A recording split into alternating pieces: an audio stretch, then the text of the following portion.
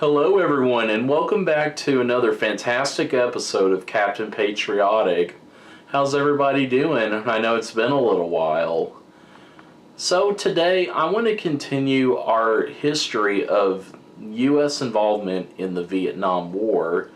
Now, if you guys were not here last time, in the previous episode I discussed in great detail the early history of the Vietnam War and what exactly led to perhaps the most infamous conflict that the U.S. has ever been involved in. Well, if you guys did tune in, you'll recall that during World War II, Vietnam was actually preoccupied by the Japanese, and before then, it actually was a French territory that became colonized back in the mid to late 1800s by the French. So, by the time World War II ends in 1945, a great leader, his name was Ho Chi Minh, he decides, hey, I have been under rule by foreign powers long enough. I think it's time for Vietnam to become its own country. In 1945, the late 40s, Ho Chi Minh begins to gather people around and basically to support his cause.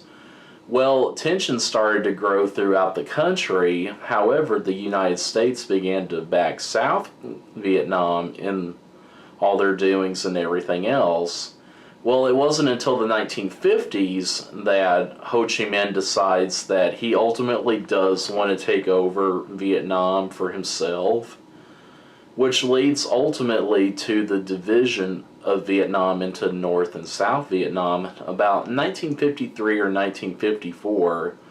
Well, it was during that pivotal battle in 1954 between the French and the North Vietnamese that ultimately kicks colonial powers out of Vietnam entirely, thus leading to the communist uprising in the North, whereas in the South we were backed by the United States and they were wanting a more traditional democratic government. So by the middle of the 1950s, this is where the United States gets heavily involved. In fact, we were sending our own surplus weapons that the U.S. military used in both World War II and Korea in order to originally just supply the South Vietnamese weapons to fend off the enemy. Well, they soon discovered that that wasn't going to be the case and that they needed actual legit military training from an organized military like ours. So in the late 1950s is whenever the U.S. starts sending advisors to aid South Vietnam by training all of its army forces in order to combat the North Vietnamese. So then fast forward to the 1960s, and this is where actual armed conflict begins between North and South Vietnam, basically pushing it to a full-scale war, which the U.S. ultimately ends up becoming involved in, even though they said explicitly that they were not going to send any troops to aid South Vietnam. Well, if you had family members that were alive during that time, that was not the case. In fact, the later on in the 60s that it goes, the U.S. had an even greater military presence in Vietnam whenever we started sending our own U.S. soldiers, sailors, Marines, and airmen out there to aid the South Vietnamese in their fight against communism. So, the first official battle that the United States participated in after the Gulf of Tonkin incident in 1964 was the Battle of Da Nang, which is basically considered the first U.S. involved ground forces battle. Now, this one was first fought by the first U.S. Marines as well as some U.S. soldiers that come in to fight in the area. And during this first pivotal battle, our forces realized that the North Vietnamese were really tough. I mean, they weren't going to be an easy enemy to defeat or whatever. So in the 1960s, specifically 1965, that is when the U.S. starts sending more U.S. troops overseas via the draft or via people signing up for it back in the U.S., which with the Gulf of Tonkin incident and the first few land battles that occurred in Vietnam, it was very early on shaping up not to be a very popular war as far as in the eyes of the U.S. military and the U.S. people goes. So in 1965, and well before then, we had an air campaign that we started where we started bombing North Vietnamese targets up in North Vietnam, like the capital of Hanoi, or other enemy bases that our intelligence had picked up. So, with all this going on, President Johnson knew that he needed a determined leader to lead all the ground forces, military forces in general, in Vietnam. And the person that he decides to elect this charge, everyone, is none other than General William Westmoreland. Now, General Westmoreland was a career Army man. In fact, he had been in the military since World War II. He served in World War II, Korea, and now he is serving as the main general in Vietnam. And one of the first strategies that General Westmoreland implements is that, in contrast to air attacks on North Vietnam, he advised that the U.S. and South Vietnamese war effort in the South be fought primarily on the ground. His basic idea was, the kill count. And in the back of his mind, he figured, hey, the more North Vietnamese we kill, the more likely we are to be victorious in this war. Because at this particular point in history, Vietnam was traditionally a guerrilla war, and the United States had never been involved in that kind of warfare before. Every other conflict we had been in up to that point was more of a systematic, planned out battle and traditional war. It's that this is fighting with guerrillas and non-traditional soldiers, so that made things a lot more difficult on our boys over there trying to help the South Vietnamese. So anyway, Westmoreland pursued a policy of attrition. Like I said, basically his idea was to kill as many enemy troops as possible rather than relying on just securing territory from the enemy. Well, by 1966, large areas of South Vietnam had been designated as free fire zones from which all innocent civilians were supposed to have been evacuated and only the enemy remained in the area. Now, in these particular areas, once an area was evacuated, this basically gave the U.S. military clearance to go in with their bombers and bomb the living you-know-what out of the area just to make sure that no enemy has survived whatsoever. Heavy bombing by B-52 aircraft and artillery shelling made these zones uninhabitable as refugees poured into camps in designated safe zones near Saigon and other allied cities. Now, even as the body count, and it's to be honest with you guys, at times they were exaggerated or overemphasized by U.S. and South Vietnamese authorities, mounted steadily, DRV and Viet Cong troops refused to stop fighting, encouraged by the fact that they could easily reoccupy lost territory because the American and South Vietnamese government at that time didn't believe in taking over and sustaining security around territory. The enemy soon realized by doing this that they could regain some lost territory with manpower as well as supplies delivered via the Ho Chi Minh Trail that ran through Laos and Cambodia. Additionally, supported aid from China and the Soviet Union, North Vietnam strengthened its air defenses too, because with the Soviet Union being a prime ally of North Vietnam, they were supplied with Russian weapons like AK-47s and other World War II and Korean War era weaponry, including tanks and aircraft. I mean, anything and everything basically you could use to fight a war with, basically. So with all this going on, tensions really started to mount at home and to really be shown on the news because, in general, the American people didn't know why we needed to be in Vietnam altogether.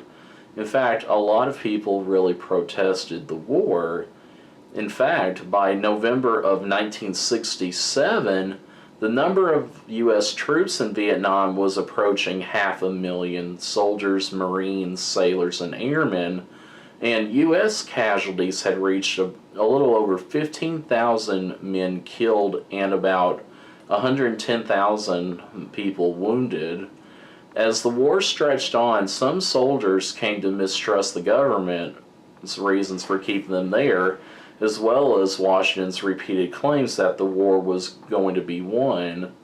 Now, the later years of the war saw increased physical as well as psychological deterioration among American soldiers, Marines, and servicemen who were both volunteers and draftees, which included drug use, post-traumatic stress disorder, mutinies and attacks by soldiers against officers and non-commissioned officers in the various armed forces. In fact, between July 1966 and December of 1973, more than 503,000 U.S. military personnel deserted, and a robust anti-war movement among American forces spawned violent protests, killings, and mass incarcerations of personnel stationed in Vietnam, as well as within the United States. Now, bombarded by these horrific images of the war on TV, Americans on the home front started to turn against the war as well.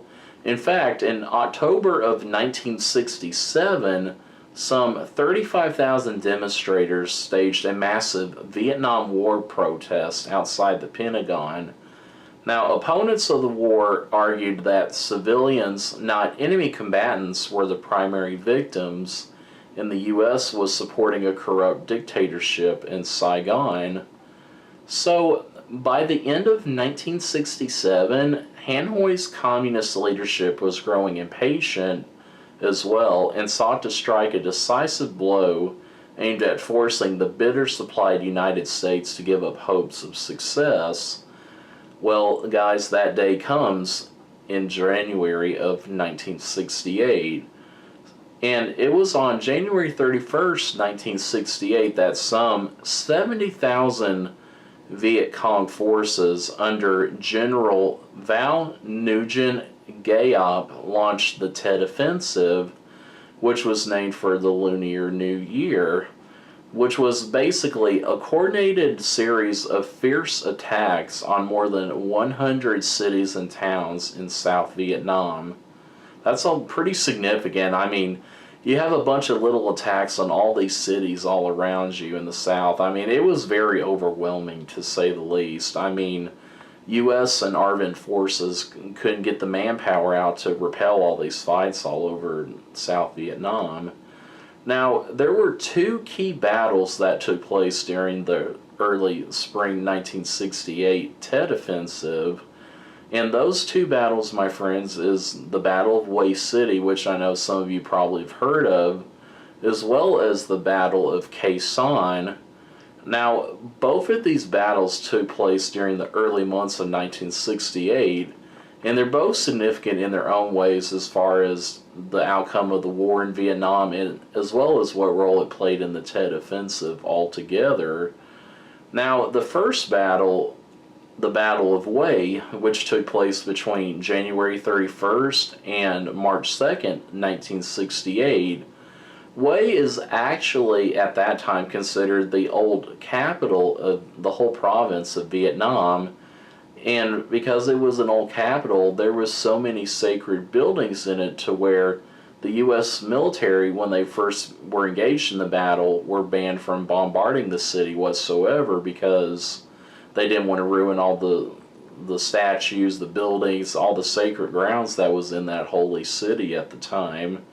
Now, after initially losing control of most of Hue and its surroundings, the combined South Vietnam, ARVN, and American forces gradually recaptured the city with a little over a month of intense fighting.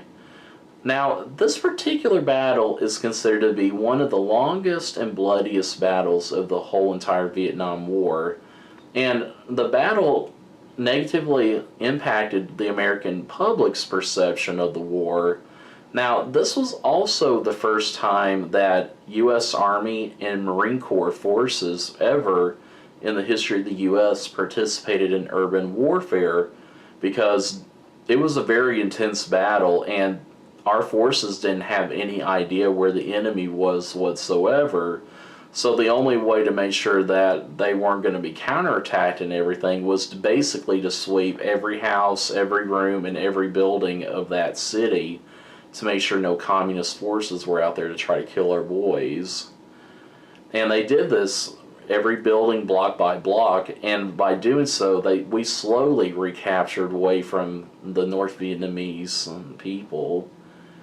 Now, by doing this eventually would lead to victory for all the South Vietnamese or ARVN, U.S. Army, and Marine forces. However, the fighting against the Viet Cong resulted in thousands of civilians in the city to be killed, as well as the whole entire city itself also sustained a lot of damage, and it was not repairable whatsoever. We basically ruined a bunch of sacred grounds for the Vietnamese people. Now, this was the first significant battle. The second most significant battle during this time was the Battle of Khe Sanh. Now, the Battle of Khe Sanh is significant in a couple of ways. Well, first of all, this is one of the most iconic U.S. Marine Corps battles that Marines have ever participated in American history. I mean, it's up there with the impact of such battles as, Belleau Wood in World War I, Iwo Jima and Okinawa in World War II, the Chosin Reservoir battle in Korea, and the Battle of Fallujah during Iraq. Now, like I said, the Battle of Khe Sanh was primarily fought by U.S. Marines, but they did have some support of U.S. Army, Air Force, as well as South Vietnamese Army forces. Now, their primary combatant, of course, was the North Vietnamese, or the Viet Cong, and this particular battle took place from January 22nd, 1968 to July 9th, 1968, in the Khe Sanh region of South Vietnam. It's almost right up there near the border of North and South Vietnam. Now, Khe Sanh at this time was considered a U.S. Marine Corps base that was used to patrol the demilitarized area between North and South Vietnam. So when it was attacked and sieged by the NVA and the Viet Cong, the Americans did everything they could to supply the Marines by air or by ground forces. Now, through the use of superior air power, the Americans were able to lift the siege of Khe Sanh, and even though it was considered a major victory for the Marines, the results of the battle were actually mixed, because it didn't exactly end the Tet Offensive, and yet it wasn't a catastrophe either on either side. Now, Americans did win a tactical victory by lifting the siege, but then they abandoned the camp and ceded territory to the NVA after they left, thereby by giving the North Vietnamese a strategic victory as far as territory goes. Now, taken by surprise, U.S. and South Vietnamese forces nonetheless managed to strike back quickly during the Tet Offensive, and the Communists were then unable to hold on to any of the targets for more than a day or two tops. Now, this is all going on over in Vietnam. Now, once everything is over and reports of the Tet Offensive go back to the U.S., everybody is stunned by what is going on over there. In fact, the U.S. public, especially after the news broke that General Westmoreland had requested an additional 200,000 troops to the area, they basically didn't approve this whatsoever. In fact, General Westmoreland's approval of the handling of Vietnam started dropping in 1968, which Johnson called a halt to a bombing in much of North Vietnam, even though those bombings continued in the South. And he was thinking by doing so, he would promise to dedicate the rest of his term to seeking peace rather than re-election during Vietnam. So, President Johnson's new TAC, laid out in March 1968, met with a positive response from Hanoi, and peace talks between the U.S. and North Vietnam opened in Paris during May of 1968. Now, despite the later inclusion of the South Vietnamese in NLF, the dialogue soon reached an impasse, and after a bitter 1968 election season marred by violence, Republican Richard Nixon won the presidency. So now, this is the end of 1968. We have a new president, President Nixon, and into 1968, he has a total different view on the war in Vietnam than Johnson. Johnson wanted to support our allies, the South Vietnamese, with Army and Marine and all the personnel over there. Nixon has a totally different idea. He believes in training the South Vietnamese to fight the enemy for themselves and not have to rely on our men so much. And in fact, Nixon sought to deflate the anti-war movement by appealing to a silent majority of Americans who he believed supported the war effort. Now, in an attempt to limit the volume of American casualties, he announced his official program of Vietnamization. Like I was saying, basically he was wanting to withdraw U.S. troops, increasing aerial and artillery bombardment, as well as, most importantly, giving the South Vietnamese the training and weapons needing to effectively control the ground war in place of our American troops on the ground then. But in addition to his Vietnamization policy, Nixon continued public peace talks in Paris, adding higher-level secret talks conducted by Secretary of State Henry Kissinger beginning in the spring of 1968. Now, the North Vietnamese continued to insist on complete and unconditional U.S. withdrawal, plus the ouster of the U.S.-backed General Nguyen Van Thieu as conditions of peace, however, resulted in peace talks being stalled. Now, another insignificant and infamous event that occurred during the Vietnam War was the My Lai Massacre, which basically the My Lai Massacre was where a bunch of U.S. Army soldiers were responsible for killing a whole battalion of innocent civilians without the proper channels. After the My Lai Massacre, anti-war protests continued to build as the conflict wore on. In 1968 and 69, there were hundreds of protest marches and gatherings throughout the country. On November 15, 1969, the largest anti-war demonstration in American history took place in Washington, D.C., as over 250,000 Americans gathered peacefully, calling for the withdrawal of American troops from Vietnam. Now, the anti-war movement, which was particularly strong on college campuses, divided America bitterly. For some young people, the war symbolized a form of unchecked authority they had come to resent, and for other Americans, opposing the government was considered unpatriotic and treasonous. Now, as the first U.S. troops were withdrawn from Vietnam, those who remained became increasingly angry and frustrated, exacerbating problems with morale and leaderships. Now, tens of thousands of soldiers received dishonorable discharges for desertion, and about 500,000 men from 1965 to 1973 became known as draft dodgers. Basically, people who did not want to fight for the government at all. In fact, they were willing to leave the country so that they wouldn't have to be drafted in order to go serve in Vietnam. In fact, a lot of those draft deserters would flee to Canada in order to evade conscription or being drafted. Now, for increasing pressure with all these draft dodgers, President Nixon ended the draft calls in 1972 and instilled an all-volunteer army for the remaining part of the war. So, this begs the question, this long drawn out war is very unpopular, people aren't for it. I mean, It's all kinds of messed up according to some people. So I know a lot of people were asking then, when is this war ever going to end? I mean, at this time, they never saw the end of war in sight. Well, things started to change in the early 1970s.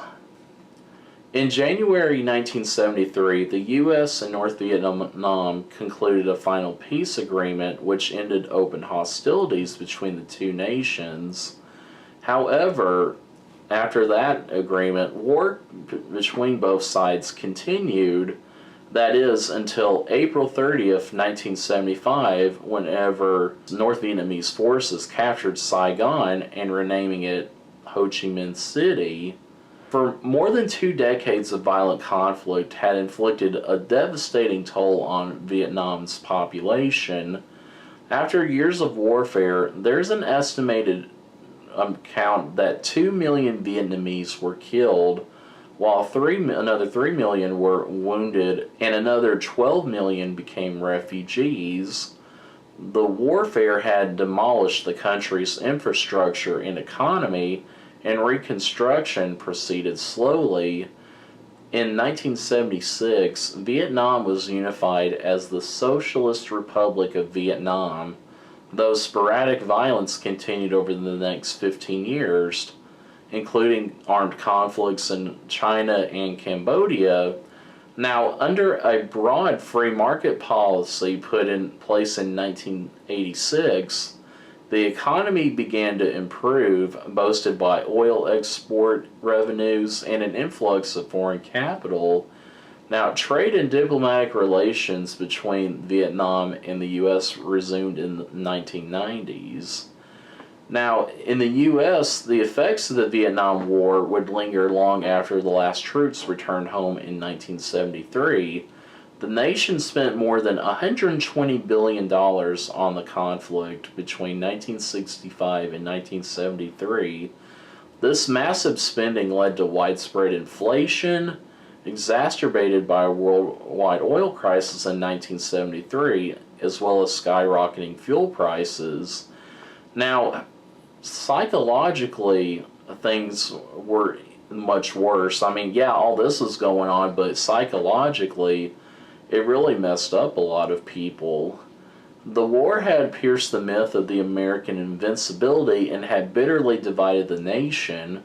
Many returning veterans faced negative reactions from both opponents of the war, who viewed them as having killed innocent civilians, as well as its supporters, who saw them as having lost their war, along with physical damage, including the effects of exposure to the toxic herbicide Agent Orange, which was used basically for napalm and for taking out the jungles of Vietnam. Now, millions of this stuff was dumped by the U.S. planes in defense of the forces in Vietnam. Now, in 1982, the Vietnam Veterans Memorial was unveiled in Washington, D.C., and on it were the inscribed names of all the American men and women killed or missing in the war, with later additions being added every year as they come across them. So as you can see, guys, the complexity of the Vietnam War is always going to be there, and I'm sure we're going to continue to learn something new every day, every year, every decade. I appreciate you guys staying and tuning in for this long history of the Vietnam War, and please stay tuned in for next time, as I will bring you personal Medal of Honor recipient stories from individuals who served their country in Vietnam. So please, guys, please like and subscribe, and please stay tuned in for next time. Thank you.